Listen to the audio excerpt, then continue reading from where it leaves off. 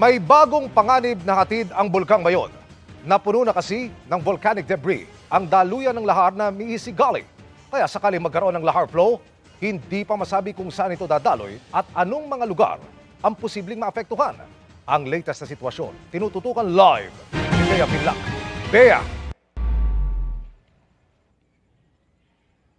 Emil, muli na naman nakapagtala ng uson o pyroclastic density current sa Mayon Volcano pasado alas 2 ng hapon kanina.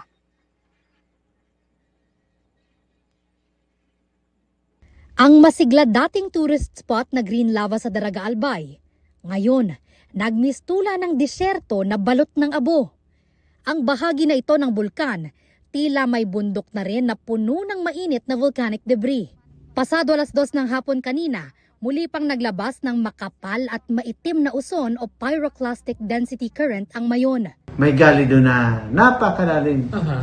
Siguro yung lalim noon, 50 to 100 meters. Napuno lang ng debris. Dapat yung loob ng channel ay mas mas malalim kaysa dun sa riverbank.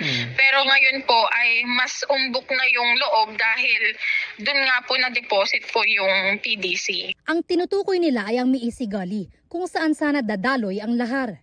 Pero dahil napuno na ito ng volcanic debris, maaaring maiba na ang daluyan. At kung bumuhos ang malakas at tuloy-tuloy na ulan dahil sa paparating na bagyo, hindi raw matitiyak kung saan mismo posibleng dadaloy ang lahar. At baka lumagpas pa ito ng permanent danger zone. Hindi na natin mapipredict kasi considering nag-overflow nga siya.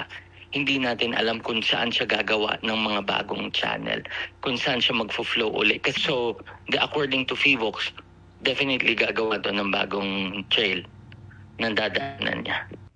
Dahil dito, may banta ng pag-agos ng lahar sa ilang lugar malapit sa Mayon. Kaya nangangamba ang mga magsasaka na mapinsala palalo ang kanilang mga taniman sa labas ng danger zone. Ito, tanggalin lang namin yan. Tapos pag tuyo na, makapagtanim kami. Pero pag laharang bumagsak, wala na. Mahihirapan kami lalo ng mga magsasaka dito. Wala na. Hindi naman may babalik yung pagod namin. Tatanggapin na lang talaga namin yung nangyari. Mahirap, pero wala namang ibang choice eh. Wala ibang pupuntahan kundi talaga dito lang eh. Patuloy ang pagbabantay ng mga otoridad sa galaw ng bagyo para mapaghandaan kung kakailanganin magpalikas ng mga residenteng posibleng tumbukin ng lahar. Kaya ang mga magsasaka sa barangay Miisi sa Daraga, humihiling na tanggalin na ang gabundok na volcanic debris na naimbak sa Miisigali.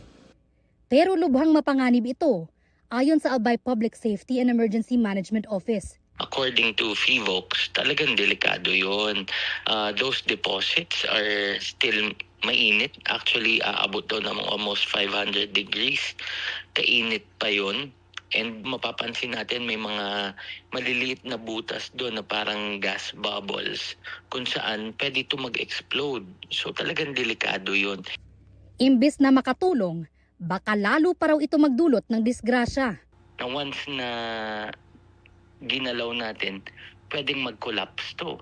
Pwedeng doon sa mga equipments or operator ng equipments na gagalaw nun, bumuhos yung stockpile na yon.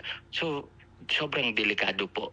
Kahit bumuhos ang ulan sa ilang bahagi ng Albay kahapon, hindi pa rin naging sapat para matanggal ang napakakapal na abo na bumalot sa mga pananim na gulay dito sa Barangay Tumpa, Kamalig, Albay. Tulad na lang nitong pananim na talong, nabalot pa rin ng abo at halos malanta na ang mga dahon. Kahit matagal nang bawal pumasok sa 6-kilometer permanent danger zone ng bulkan, may mga magsasaka na nagtatanim at nag-aalaga pa rin ng hayop doon. Masagana raw kasi ang lupa roon. Hindi naman sila doon nakatira. So, pupunta lang doon pag magtatanim, mag-asikaso, bababa na. Yung Mayon area kasi, yun ang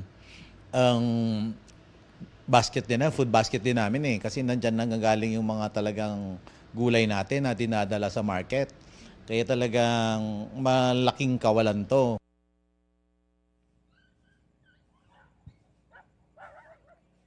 Emil, mahigpit ang pagbabantay ng mga otoridad para wala nang makalusot sa 6-kilometer permanent danger zone. Samantala, kanina nagkaroon din ng low-level intermittent volcanic explosion sa Mayon pasado alas 4 ng hapon.